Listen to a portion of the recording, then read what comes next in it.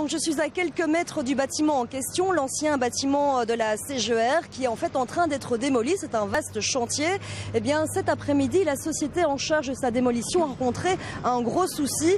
Une partie du bâtiment s'est effondrée du mauvais côté, du côté rue. Donc heureusement pas de blessés à déplorer. Rapidement, la police, le service urbanisme de la ville et les pompiers sont arrivés sur place.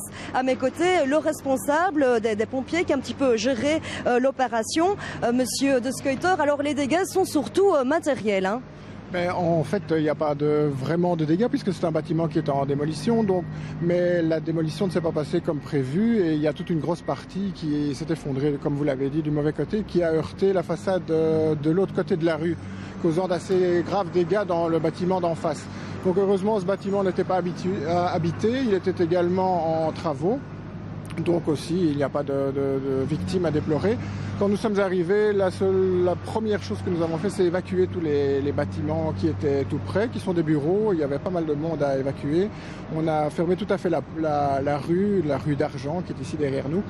Et par la suite, la seule chose que nous avons à faire maintenant, c'est de surveiller la continuation du projet, enfin du chantier, et de voir comment l'entrepreneur va régler son problème. Nous voyons ici derrière qu'il y a encore 2 étages, le 5 et le 6e, qui sont tout à fait en déséquilibre et qui risquent de s'effondrer. Maintenant, ils sont accrochés et dans quelques instants, je pense qu'ils vont le tirer avec une grue que nous voyons derrière là et qui va peut-être réussir à stabiliser le bâtiment. Donc la sécurisation est toujours en cours, heureusement. Donc ce sont des immeubles de bureaux en face. On a pu aussi éviter une catastrophe finalement. Ben oui, une catastrophe peut-être pas parce que quand même les dégâts sont limités, c'est vraiment en façade. Il n'y a pas eu vraiment de dégâts à l'intérieur des bâtiments de l'autre côté de la rue.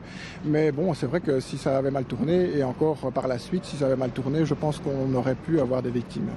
C'est ça, donc aujourd'hui pas de personnes à reloger, donc les travaux de sécurisation sont en cours, vous l'avez dit, il reste encore des choses à faire. Oui, mais ça c'est de la responsabilité de l'entrepreneur maintenant.